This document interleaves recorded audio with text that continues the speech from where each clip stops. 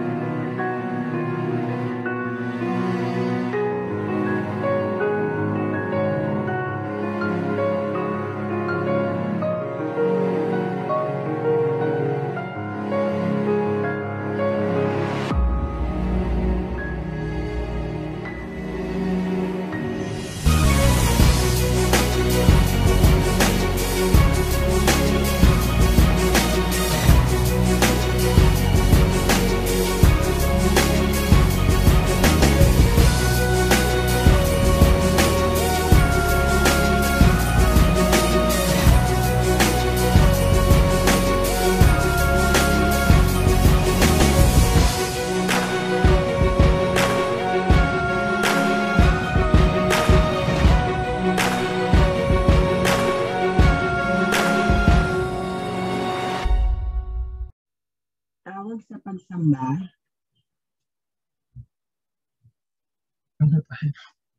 Naway palakasin tayo ng Panginoong Diyos sa ating buhay espiritual, sa kanyang kayamanan at kadakilaan sa pamamagitan ng kanyang espiritu.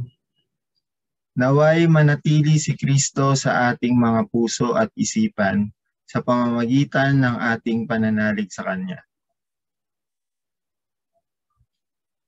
Nawa ang lahat ng ating dadamhin, iisipin at gagawin ay mag-uugas sa diwa ng pag-ibig. Upang lubusang maunawaan natin, kasama ng lahat ng mga hinirang ng Diyos, kung gaano kalawak, gaano kahaba, gaano kataas, at gaano kalalim ang kanyang pag-ibig sa ating lahat. At naway malaman natin ang buong pag-ibig ni Kristo na hindi kayang abutin ng ating mga pag-iisip upang tayo'y mapuspos ng kapuspusan ng Diyos. At naway malaman natin ang buong pag-ibig ni Kristo na hindi kayang abutin ng ating mga pag-iisip upang tayo mapuspos ng kapuspusan ng Diyos.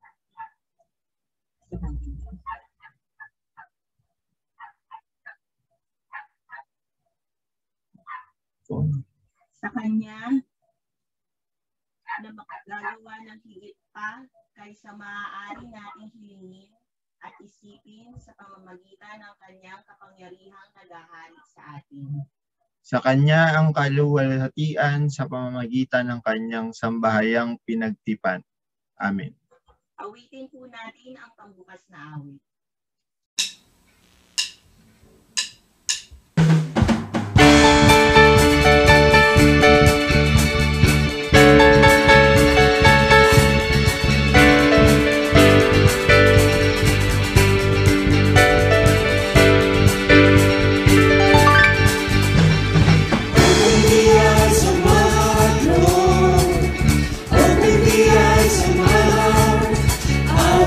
See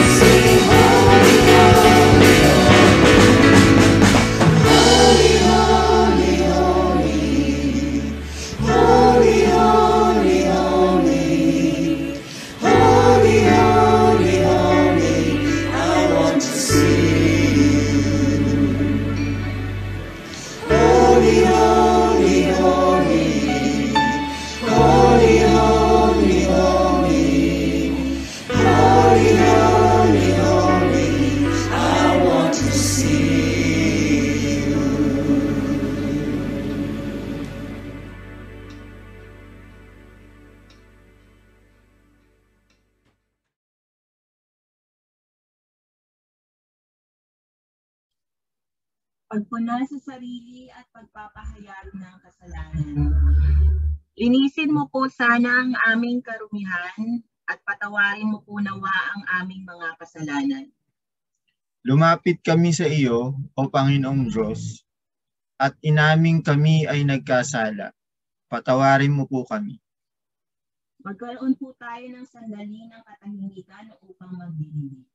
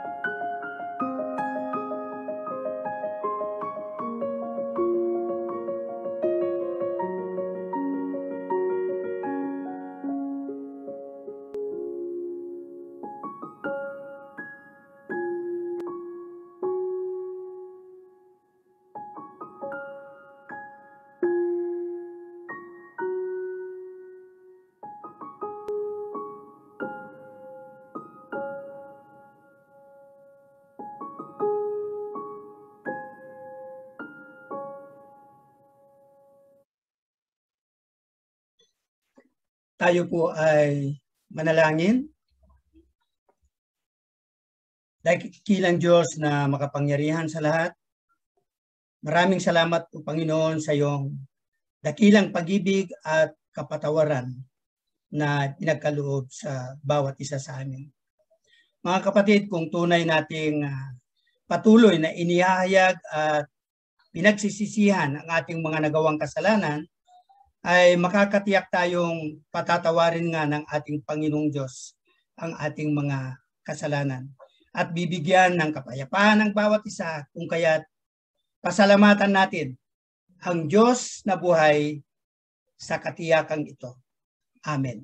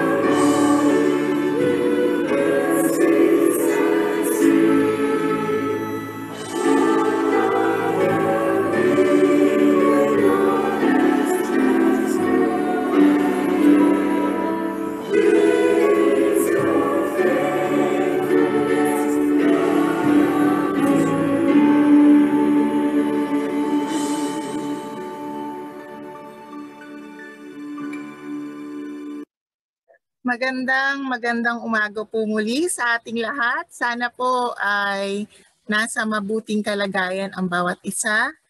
At sana po hindi pa kayo nahihilo sa transition namin ni Trina. Ngayong po umagang ito, ngayong linggong ito ay may mga kapatid po tayong nagdiriwang at magdiriwang ng kanilang kaarawan. Umpisahan po natin sa araw na ito. Meron po tayong mga kapatid na nagdiriwang ng kaarawan sa araw na ito. July 18, ang kapatid na Azel Espoli. At kung natatandaan niyo po ang mag-asawang ito, sabay po ang birthday nila, si Richard at Cheryl Licuana na nakakasama po namin sa SIAF. Birthday din po nila ngayon. Sa July, July 20, si Glyza Miranda. July 21, si Tito Ray Carino na nakakasama natin sa ating online. At sa July 22, ang kapatid na Cham Seya. Awitan po natin sila ng birthday song. Maligayang bati sa iyong pagsilang, Diyos ang siyang nagtala ng mahalang buhay.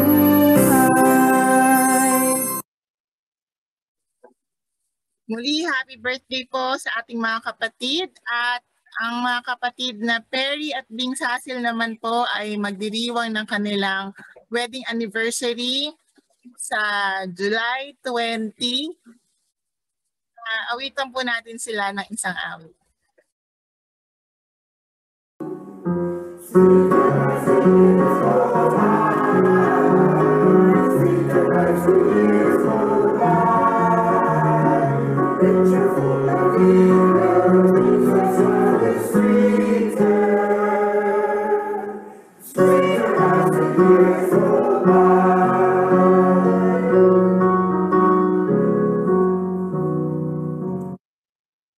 Ayan. Ngayon naman po, kung natatandaan po natin na ang mga bata po ay mayroong Zoom aral sa buwan ng July. Last week po sila po ay nagkaroon ng drawing lessons. Nung nakaraang kahapon po, sila naman po ay nag-tie-dyeing. So panoorin po natin ang kanilang activity kahapon.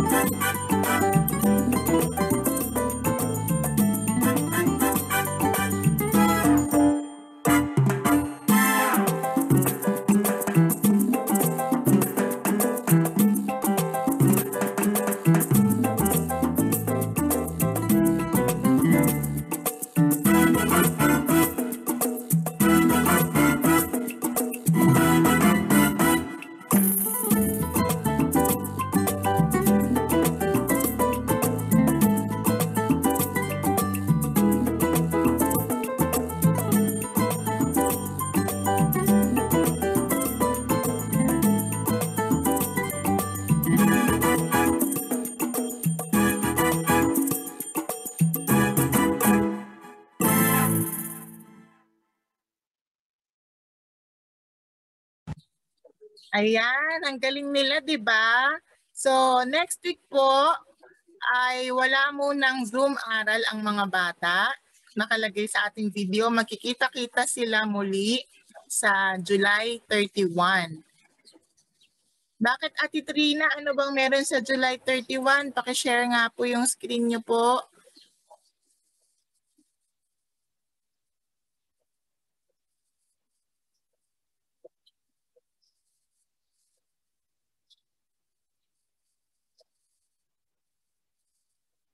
Ayan, sa July 31 at August 7, ang kanilang dance class. Mukhang masaya to, exciting.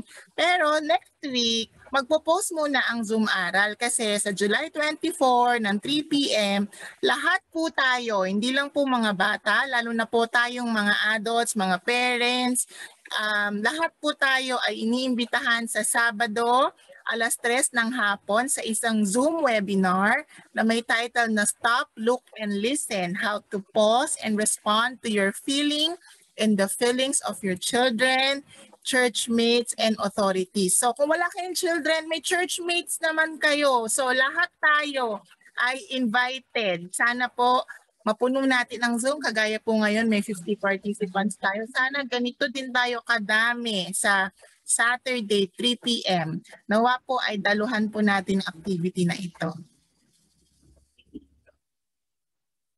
So ating regular schedules muli, Sunday School UCM 3 p.m., CWA Thursday 7 p.m., CN every other Friday 8 p.m., CYF Saturday 4 p.m., CF Saturday 8 p.m. At kagaya po na nabanggit ko kanina, ang Zoom aral ay magre-resume sa July 31 kaya wala po sila ang Junior CYF at KCKC next week. Samantalang ang ating midweek Bible study ay nagpapatuloy pa rin po every Wednesday at 7 p.m. Napakarami pong natututunan sa midweek. Sana po wag nyo rin pong palagpasin ito. Para naman po sa pagpapasalamat, ang lahat ng sumapit ng kanilang kaarawan o anibersaryo o gumaling sa karamdaman o may mga nais pagpapasalamat o ipanalangin ay maaari po mabigyan ng pagkakataon bago ang pangwakas na panalangin sa pamamagitan ng pagtatype ng message sa ating chat box habang inaawit po ang pangwakas na awit. At yan lamang po ang ating mga balita sa umagang ito. Tayo po ay magpapatuloy na sa panalangin sa mga bata sa pangunguna ng Board of C.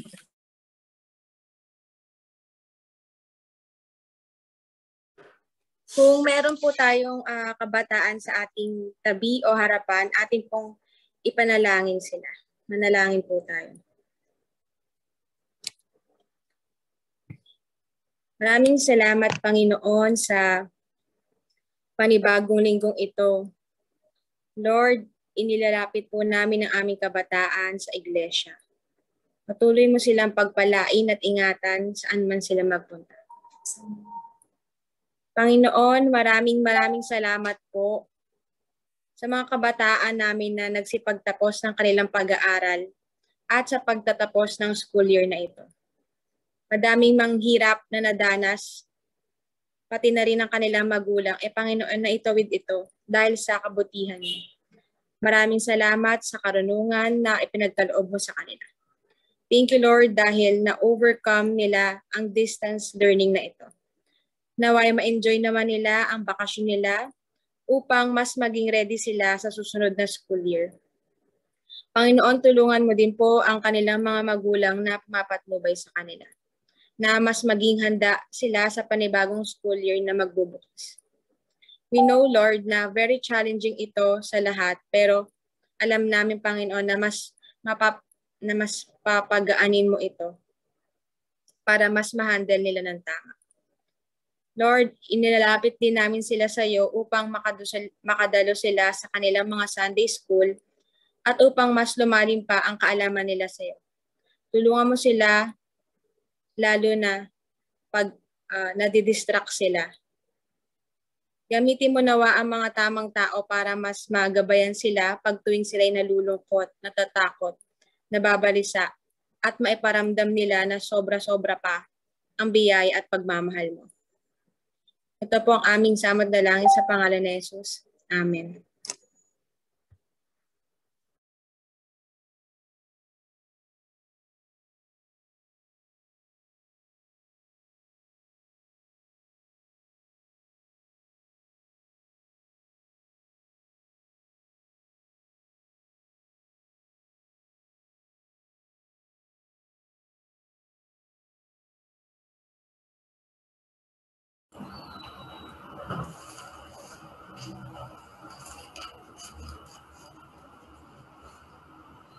Tayong lahat ay magsitungo at patuloy nating damhin ang presensya ng banal na Espiritu sa ating kalagitnaan. Manalangin po tayo. Kabanal-banalang Diyos na makapangyarihan sa lahat, kami po ay nagpapasalamat at nagpupuri sa iyo sa lahat ng oras at panahon na ipinagkaloob mo sa amin. So umagang ito, Panginoon, pangunahan mo kami sa aming pagsamba at pagpupuri sa iyo. Sa aming paglapit sa iyo, nawa kami iyong pakalinisin upang maging karapat-dapat kami sa iyong harapan. Tawarin mo po kami sa aming mga kasalanang nagawa at ituwid mo po ang aming mga landasin at maghari ka sa aming mga buhay. Panginoon, hindi lingid sa iyo ang nangyayari sa bawat isa at ang buong mundo, kung kaya't inilalapit po namin sa iyo, na nawa manguna ka sa bawat isa at ang kalooban mo nawa ang siyang maganap. Dalangin namin, Panginoon, na nawa ang bawat anak mo ay magkaisa ng layunin at ito ayon sa iyong kalooban na may pag-ibig at pagpapakumbaba. Bigyan mo, Panginoon, ng karunungan at kaalaman ang lahat ng anak mo na nangunguna mula sa iba't ibang bansa at sa mga manggagawa sa iyong ubasan. At nawa, mai-share nila ang iyong banal na salita sa mga anak mo na uhaw sa iyong mga salita, o Panginoon. At nawa ang mga anak mong ito ay tunay na kumilala sa iyo sa Espiritu at sa katotohanan. Nilalapit din namin, O Diyos, ang mga anak mo na nasa banig ng karamdaman, na nawa ay manumbalik na ang kanilang dating kasiglahan ng kanilang katawan at isipan. Ganon din, Panginoon, ang mga anak mong walang hanap buhay at walang kumakalinga sa kanila. Kayan mo sila sa iyong paanan, O Panginoon, upang ikaw kanilang makilala na ikaw ang aming Diyos na makapangyarihan sa lahat na nagbibigay ng pangangailangan sa bawat isa sa aming buhay. Nawa, Panginoon, pasaganahin mo ang kanilang mga buhay upang maranasan nila ang iyong kadakilahang pag-ibig at kapangyarihan. Pangunahan mo kami, O Diyos, sa lahat ng aming landasin, kasama ang banal na Espiritu Santo. At ang lahat ng ito ay amin pong itinataas at idinadalangin sa tanging pangalan lamang ng aming Panginoong Hesus. Amen. Be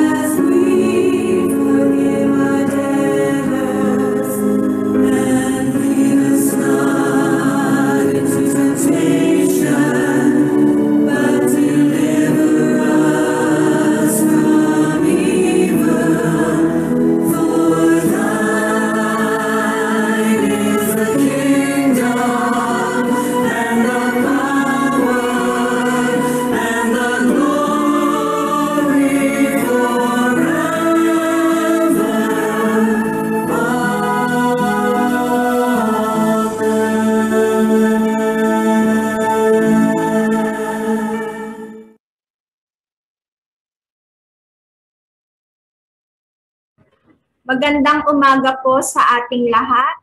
Sabay-sabay po nating basahin ang ating tekstong batayan ngayong umaga na matatagpuan po sa Joel chapter 3 verse 13.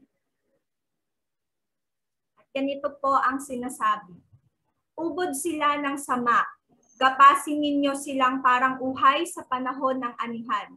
Durugin ninyo silang parang ubas sa pisaan hanggang sa umagos ang katas. Pinagpala po tayo sa pagkabasa ng ating banal na kasulatan. Awitin po natin ang Gloria Patri.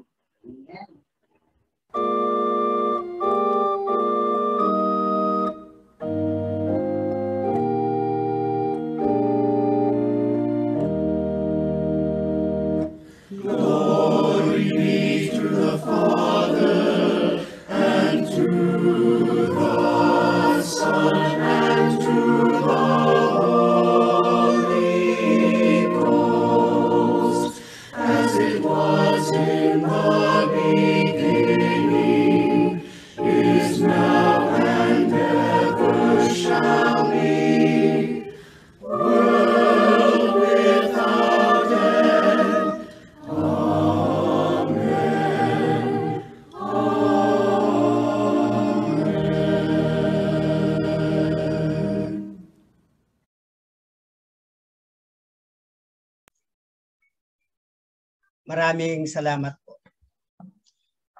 Isa pong mapagpalang umagang muli mga kapatid. Last Sunday, narinig po natin kay Reverend Maria Sharuna Cassia na ang month of July ay Rural Emphasis Month. At dahil dyan, ang tema pa rin ng ating teksto sa umagang ito ay ang tungkol sa rural emphasis. Now, inayaan ko po ang bawat isa na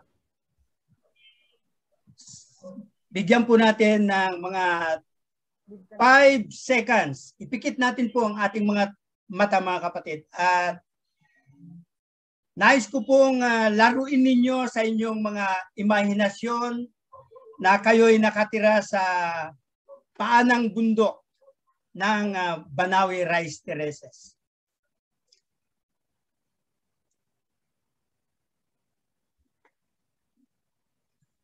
Ano po ang inyong pakiramdam? Ang sarap. Nakaka-relax, di po ba mga kapatid? So every time na napag-usapan natin ang rural emphasis ay marami po akong magagandang alaala na naging buhay ko sa kanayunan.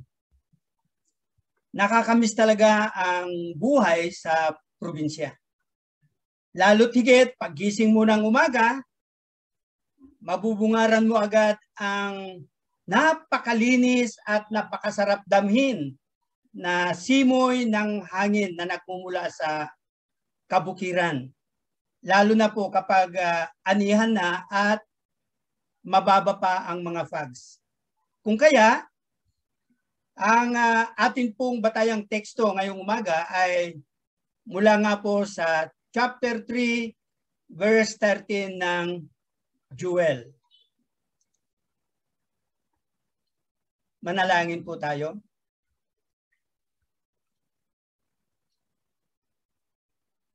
Ama naming Diyos na makapangyarihan sa lahat, narito po muli ang iyong abang lingkod na handang paggamit upang maging daluyan ng iyong mga salita sa umagang ito. Panginoon, naway ikaw po ang siyang makita, marinig habang ginaganap namin ang panambahang ito. Muli Panginoon, amin pong hinihingi ng iyong banal na Espiritu ang siya nawang patuloy na humipo ng aming mga puso, aming kaisipan, upang ang iyong mga mensahe sa umagang ito tunay nga na tumimo sa aming mga puso. Ito po ang aming samo at dalangin sa pangalan ni Jesus. Amen. Ang hamon na ito na ating nakikita o nababasa ay isa po ito na panawagan sa mga manggagapas.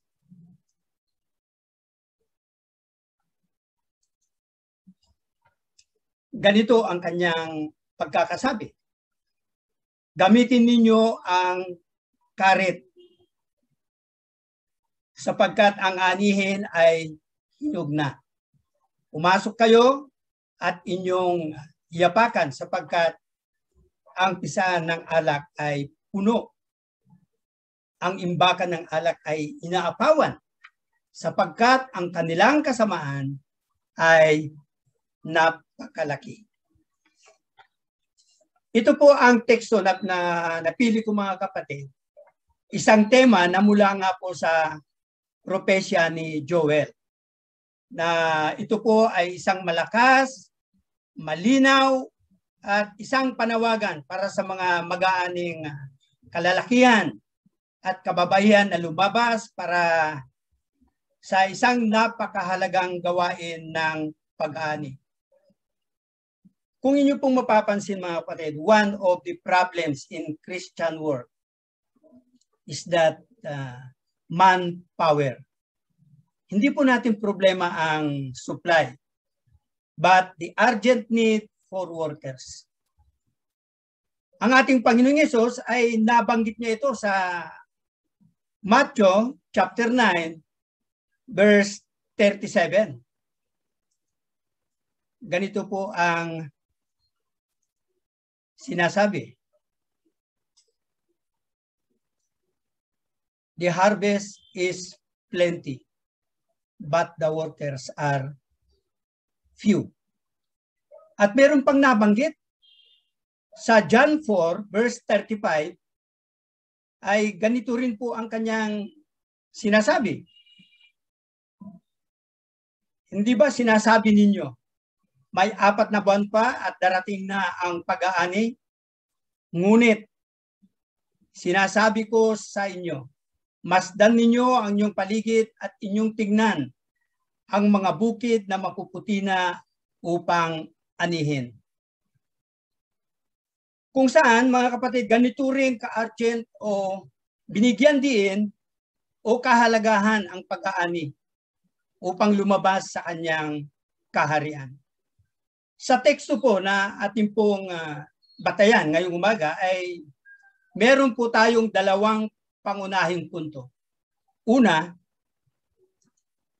ay ang the harvest is ripe. Ano ba ang pagkakaintindi natin sa pag-aani ng mga kaluluwa? Una, ito po ay makikilala lamang sa mata ng pananampalataya. Tingnan natin muli ang sinasabi ng ating Panginoong Hesus. Sinasabi sa John 4 verse 35, kung ating titignan ang anihin, hindi lamang po basta buksan ang ating mga mata. Bagkus pagmasdan natin ito. Kailangan nating i-exercise ang ating pananampalataya. The gift of spiritual discernment. Ang pangkaraniwang tao ay nakatingin lang sa kumpol ng maraming tao. Yes, totoo po yan. Nakatunghay lang sa karamihan ng mga tao. Ngunit, ang isang tao na nasa kanya ang banal na espiritu ay gayon ding nakatingin sa karamihan ng tao. Subalit, may pagpapahalaga sa mga kaluluwang iniligtas ng Panginoon sa pamamagitan ng pagbuhos ng kanyang dugo. Makikita ng isang mananampalataya ang ginintuang butil na malapit na o pwede nang ipunin para sa buhay na walang hanggan. Ngunit nakikita lamang ito ng may mata ng pananampalataya. Nakikita ba natin ang mga kalalakihan, mga kababaihan sa ating paligid sa ganitong paraan? Pangalawa po, ang espiritual na pag-aani ay tunay na napakaganda. Tingnan natin ang salita ng Panginoong Hesus sa Matthew chapter 9, verse 37, where it says the harvest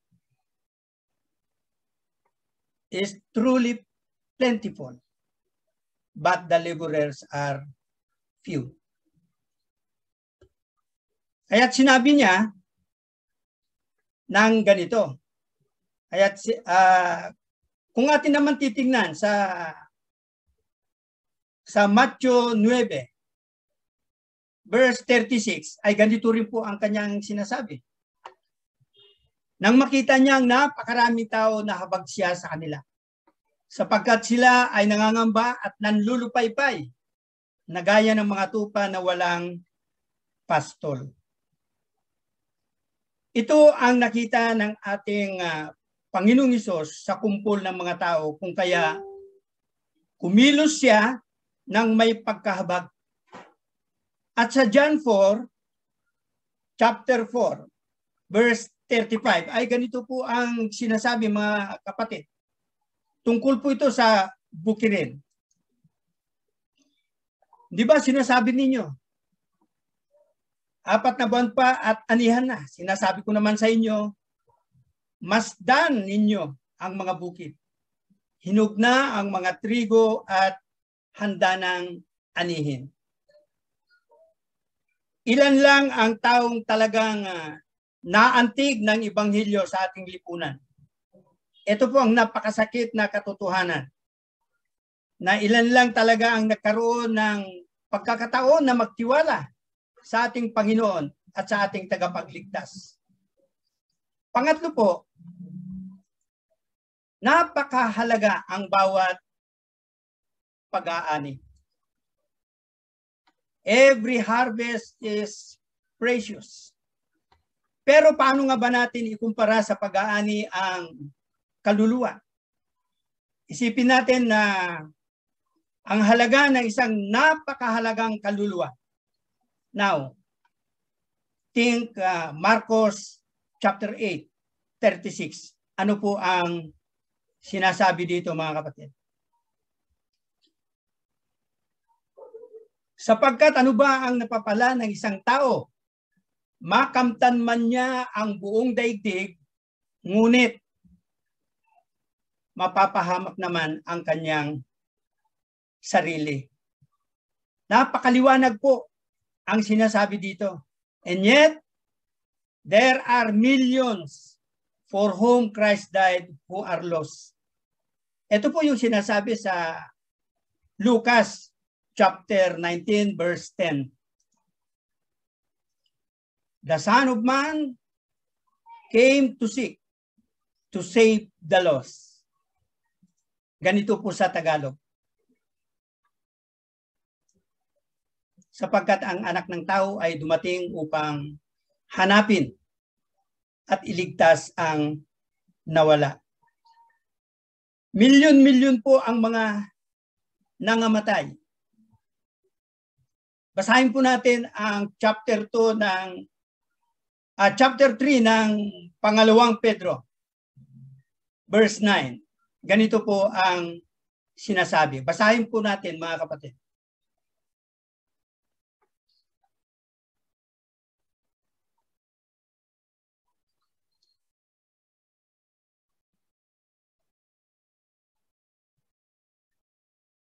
So, milyon-milyon ang naharap sa paghuhukom sa ating Panginoon. Ganito po ang sinasabi sa Pedro, chapter 4, verse 17. Sapagkat ito'y panahon upang simulan ang paghuhukom sa sambayan ng Diyos. At kung magsisimula sa atin, ano kaya ang wakas ng mga hindi sumusunod sa Ebanghelyo ng Diyos? Gaano kaya kadesperado ang pakiramdam natin, mga kapatid?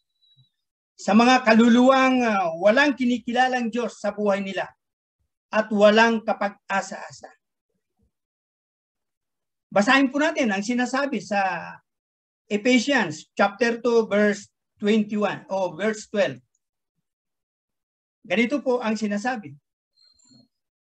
Noong panahong yon, hiwalay kayo kay Kristo.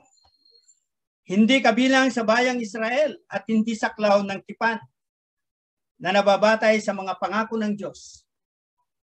Nooy nabubuhay kayo sa mundo na walang pag-asa at walang Diyos. At ang pang-apat po ay ganito po ang sinasabi. Ang aanihin ay nanganganib. Kung hindi ito maani kaagad, ito ay masasayang lang at mawawala. Ang pangangailangan ay agaran dahil kung hindi, ang katapusan ng pangako ng Diyos sa kanyang paghukom sa buong sanlibutan ay malapit na niyang ipapatupad ito. Kaya huwag po nating sabihin na mahaba pa ang panahon. Huwag nating sabihin may 1 year pa o merong 6 months pa. Wala na tayong oras na dapat sayangin. Ang mga kaluluwang na sa paligid natin ay maaring mamamatay kung hindi tayo agad kikilos sa kanila. There is no time to be lost. Ganito po ang sinasabi sa John 9, verse 4. Basahin po natin mga kapatid. Kailangan gawin natin ang mga pinapagawa ng nagsugo sa akin habang umaga pa. Malapit ng gabi at wala nang makakagawa pagsapit nyo. Maliwanag po mga kapatid ang mandato ng ating Panginoon dito. Hindi na natin kailangang ipagpabukas pa. Nauna. Panglima po ay ang aanihin ay handa na. Naghihintay na lamang para tipunin ito. Ang katotohanan ay nagpapakita na ito ay talagang hinog na. Ito ay isang bagay tungkol sa kung saan nangangahulugang maaari tayong maging walang pasubali.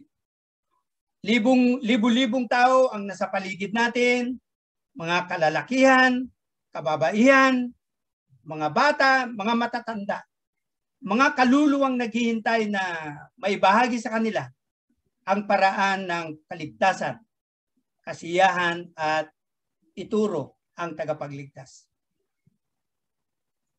At ang pangalawang punto po natin ngayon ay ang paggamit ng karit. Swing the sickle, ika nga. Ano kaya ang klaseng karit ang gagamitin natin upang maging epektibo na mag-aani?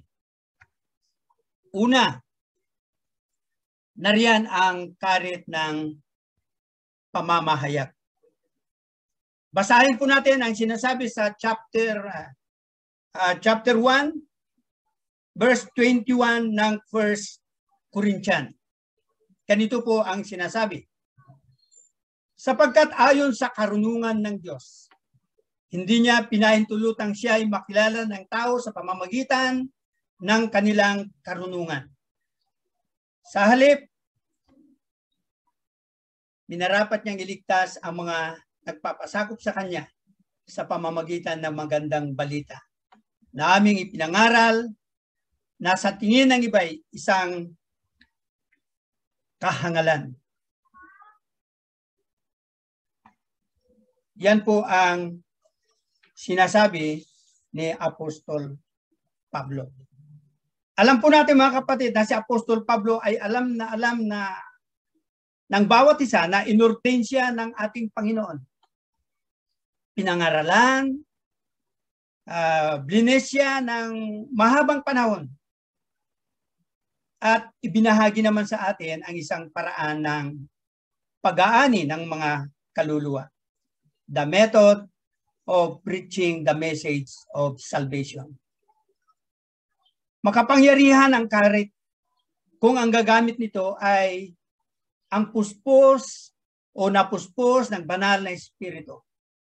Regardless kung ikaw ay isang manggagawa o pastor, kung ikaw ay isang deacons o mga lay o mga elder ng iglesia o pangkaraniwang mananampalataya. Sapagkat pansinin natin si Pedro, ginamit ang karit na ito ng araw ng Pentecostes. At nakatipon siya ng 3,000 kaluluwang inani. Mababasa po natin yan sa chapter 2, verse 41 ng Acts. Ganito po ang sinasabi. Kaya't ang mga tumanggap ng kanyang salita ay binautismuhan at nadagdag ng araw na yon ang may 3,000 kaluluwa. Araw-araw sa templo at sa mga bahay-bahay, hindi sila tumigil sa pagtuturo at pangangaral na si Jesus ang Kristo. So napakaliwanag mga kapatid. Take note po. Bawat isa sa atin ay may kakayanan pong magbahagi sa ganitong pag-aani. Dahil karamihan na sa atin ngayon ay kaya nang mag-lead ng Bible study. Kaya na rin mag-lead ng midweek service. And even preach, di po ba? Isa pong halimbawa niyan ay ang ating kapatid na Ana, nakakapag-lead na yan ng midweek service. Ang ating kapatid na Abigail, nakakapag-preach na yan. Ang ating kapatid na Trina, nakakapag-lead ng midweek service. Ang ating kapatid na April, at ang pinakabata sa lahat na nakapag-lead sa atin ng midweek service ay ang ating kapatid na Keisha. So, tell others about the Lord, about Lord Jesus. At ang pangalawa po mga kapatid, nariyan din ang karit ng pananalangin. Now, try to picture the old-time reapers. Ano po ang kanilang position kapag sila ay gumagapas? Would they stand upright? Of course, hindi po. Dahil siguradong nakayuko sila at maraming pagkakataon na nakaluhod kapag nagtatali na ng mga bundles ng uhay. Ang Diyos po ay tinawag tayong lahat mga kapatid upang gamitin ang karit ng panalangin to pray for the salvation of souls. Ginagawa na po natin mga kapatid yan. Kaya purihin ang Panginoon sapagkat meron tayong mga kapatid na kasapi sa prayer ministry ng ating iglesia. Ganito po ang mababasa natin mga kapatid sa Romans chapter 10 verse 1. Mga kapatid, ang nais ng aking puso at ang dalangin ko sa Diyos, alang-alang sa kanila ay sila ay maligtas. At ikumpara naman natin ang sinasabi sa Matthew chapter 9 verse 38. Ganito po ang sinasabi. Idalangin ninyo sa Panginoon ang anihin na magdala ng mga manggagawa sa kanyang aanihin. There are some people who can only be won by prayers. Tsak na may mga ganitong pangyayari na matutugunan lamang ng mapanalangining anak ng Diyos. At ganito po talaga ang mababasa natin sa Matthew chapter 17 verse 21. Basahin po natin mga kapatid. Ngunit ang ganung uri ng masamang espiritu ay mapapalayas lang sa pamamagitan ng panalangin at pag-aayuno. Ang maganda pa nito mga kapatid, ang panalangin ay hindi po limitado ng oras o ng lugar. A prayer is not limited by time or space. Ang karit ng panalangin ay pwede po nating ituon sa isang lugar. Tulad halimbawa ng North Korea. At ang maani naman ay maaring tipunin sa lugar ng China or India. Kahit saan, pwede po. At ang pangatlo, nariyan din ang karit ng panghihikayat.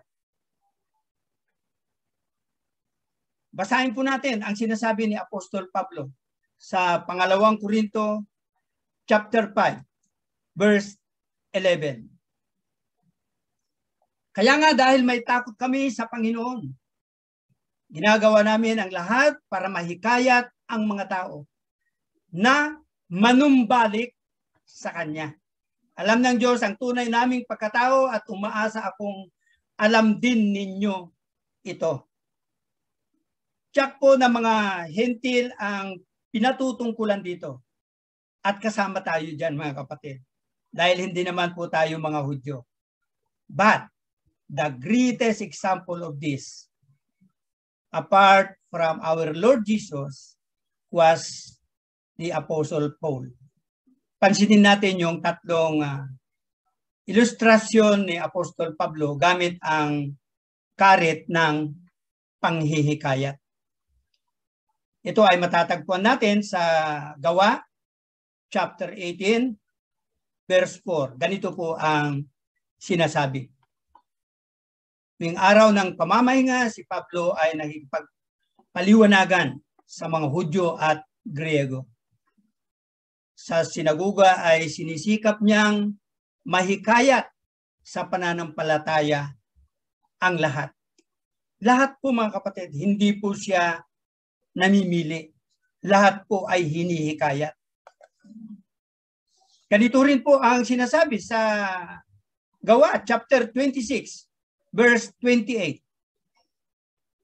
Basahin po natin muli mga kapatid. Sinabi ni Agripa kay Pablo, sa loob ng ganito kaikling panahon ay ibig mo yata kaming o maging Kristiyano ako. Kilala po ba natin si Agripa? Siya po ay isang hari. Ganito rin po ang sinasabi sa Gawa chapter 28 verse 23. Basahin po natin mga kapatid.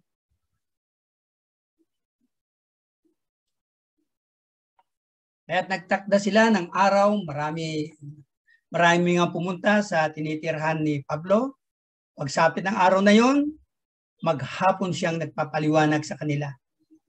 At nagpatutuo tungkol sa kaharian ng Diyos sa pamamagitan ng kautusan ni Moises at ng mga propeta. Sinikap niyang papaniwalain sila kay Jesus. So mga kapatid, ito kung gayon ang isang malakas, malinaw na panawagan para sa mga mag-aani. Para sa mga Kristiyano na nakakakita sa mga libu-libong mga kaluluwang naliligaw na naghihintay para sa kaligtasan at handang lumabas para manguna sa kaharian ng Diyos. Naririnig pa natin ang isang malakas, malinaw at na panawagang ito. Kung oo ang sagot mo, ano pa ang hinihintay mo kapatid? Sa pangalan ng Ama, ng Anak, ng Espiritu Santo. Amen.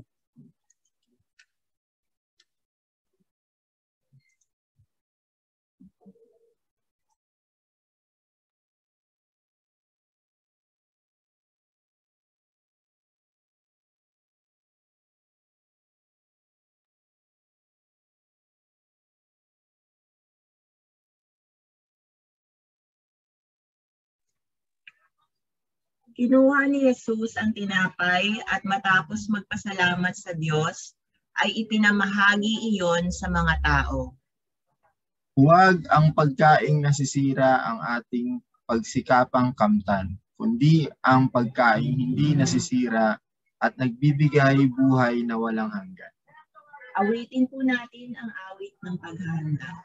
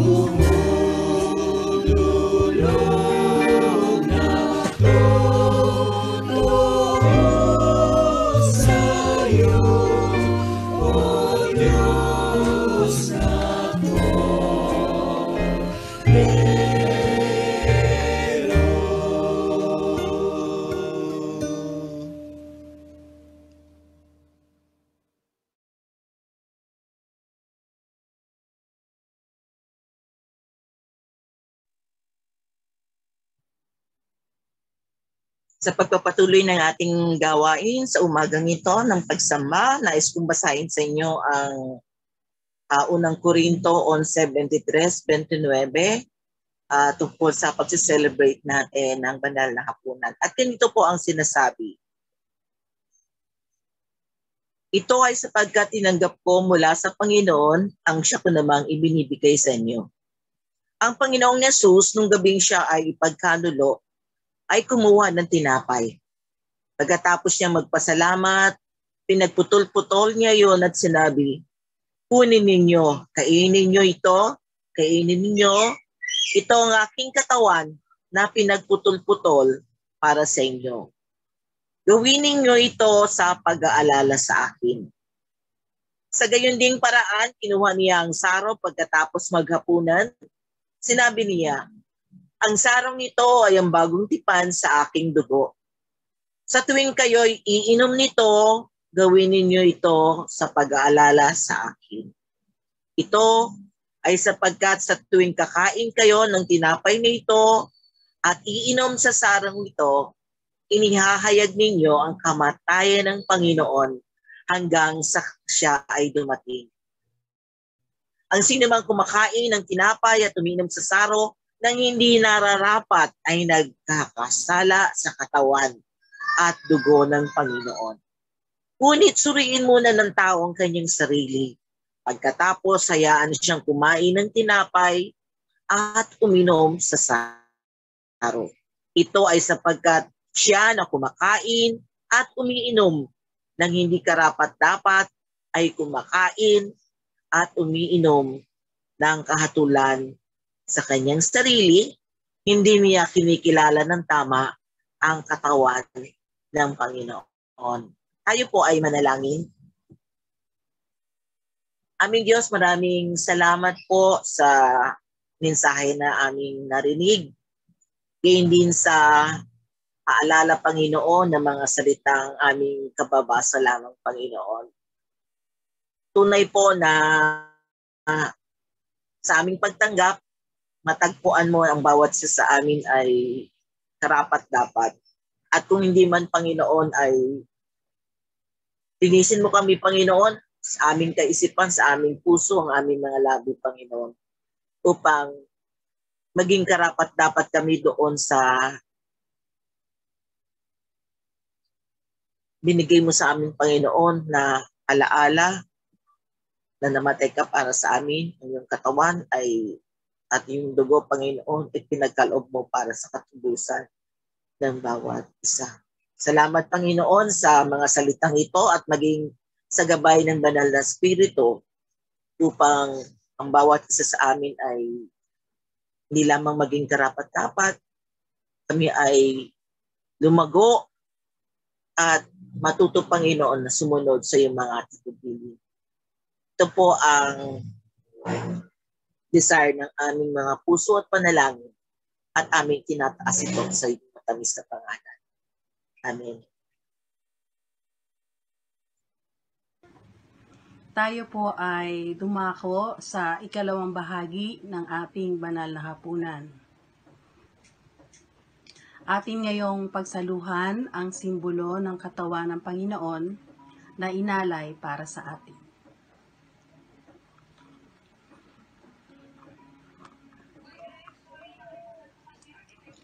Atin ngayong pagsaluhan ang simbolo ng dugo ng ating Panginoon na ibinuhos para sa atin.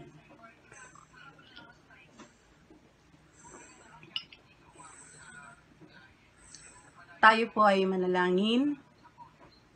Dakilang Diyos na makapangyarihan sa lahat, nawa sa pagtanggap namin ng simbolo ng iyong katawan at dugo, maalala namin ang iyong dakilang pagmamahal sa amin. At sa kapahayagan ng pakikiisa sa amin ng anak mong si Jesus at pakiisa rin naman ng lahat ng mananampalataya sa iyo, sa Espiritu at sa katotohanan. Amen.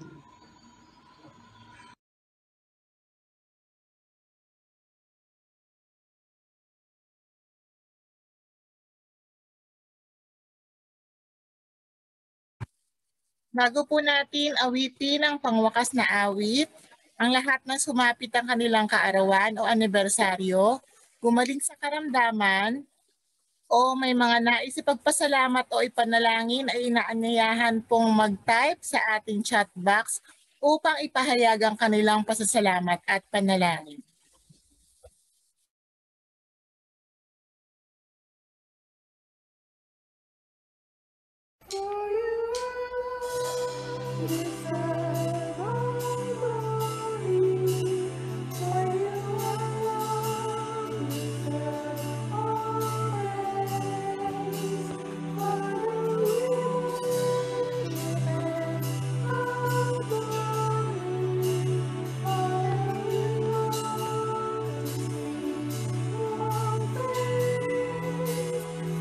You alone deserve all glory.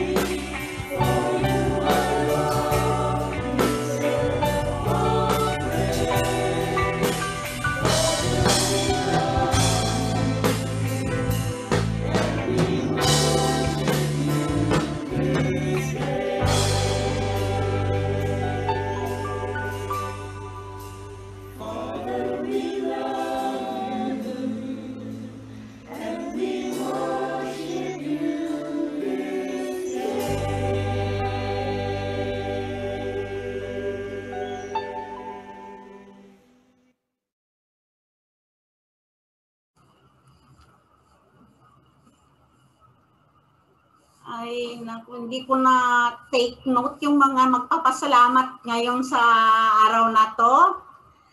Nabasa naman natin. Hindi ko alam kung saan ko titignan dito sa ano. Saan ba? Basahin ko po, Elder Esther. Sige, salamat, kapatid namin. Nagpapasalamat po ang pamilya Aben sa pag-graduate po ni Dantog sa grade 6. Nagpapasalamat po ang kapatid na Kelly Valenzuela sa lahat ng tumulong at nagbibigay ng tulong sa kapatid na Boy Valenzuela. Ang ating kapatid na Noemi po ay humihiling ng panalangin para sa kanyang kapatid na Rosemary at ang kanyang pamilya na naapektuhan po ng COVID. Patuloy na panalangin din po sa kagalingan ng ating Elder Leo Noel Oliman. At patuloy na paggaling po ni kapatid na Samuel po ba ito para sa patuloy na aking paggaling. At gayon din po ang Gianan family po ay nagpapasalamat sa pagtatapos ni Zoriel ng grade 6, ni Sed ng grade 9 at si Dana sa grade 10. Salamat po sa biyaya ng Diyos at si Pastor Pecto naman po ay magsa-start na ng Bless Our Cup School Leadership.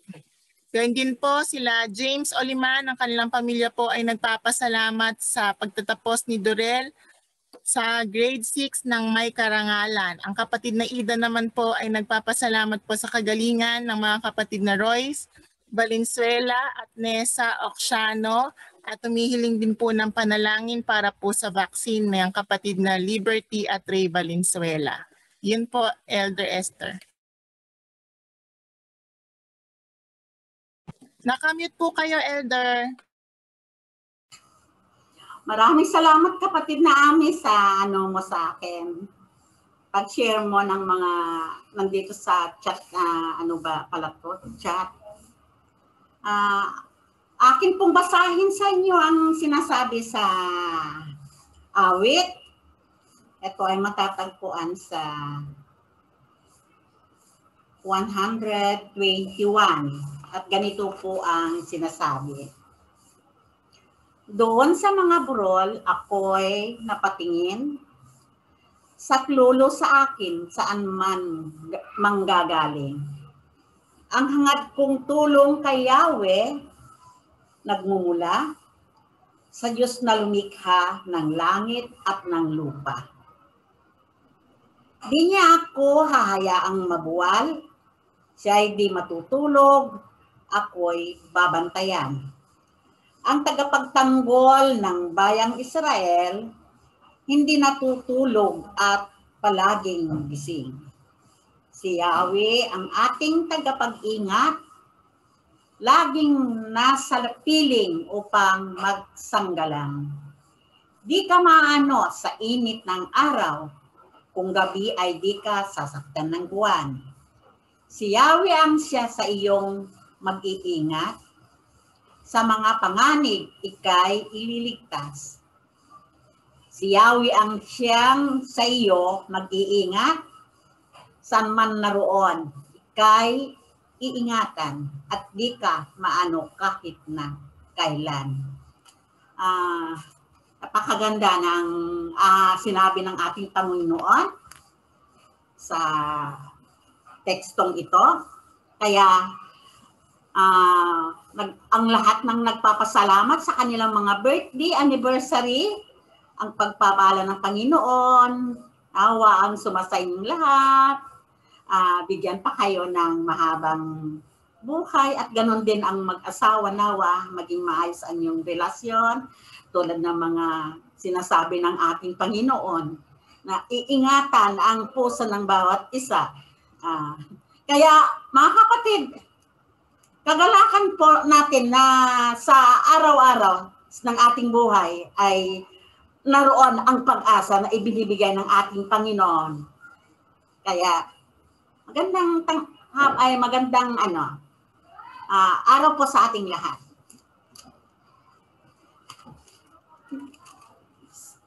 Hindi ko na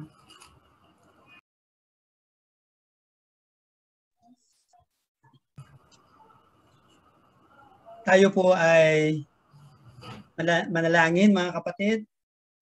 Ating pong ipikit ang ating mga mata. Itungo po natin ang ating mga ulo. At patuloy po nating damhin ang banal na Espiritu sa ating pong kalagitnaan. Manalangin po tayo. Ama naming Diyos na nasa langit, lubos po ang aming pasasalamat sa iyong dakilang pag-ibig na ipinagkaloob sa amin bilang isang tunay na iglesia. Salamat po Panginoon sa iyong mga provisions sa aming mga buhay. Pinupuri ka namin Panginoon at pinapasalamatan. Salamat po Panginoon sa iyong mga salita na patuloy naming naririnig sa iyong mga abang lingkod. At ngayon mga kapatid, sa atin pong pagtatapos sa ating panambahan sa umagang ito, ay patuloy po nating pasalamatan ang ating Panginoong Diyos sa pagdinig at kasagutan sa lahat ng ating mga hinihiling at mga ipinapanalangin. Gaya ng kagalingan o patuloy na kagalingan sa ating mga kapatid na nasa banig ng karamdaman. Gayon din sa mga nagtapos na ating mga kapatid na mayroong karangalan. Patuloy po nating ipagpasalamat sa ating Panginoon.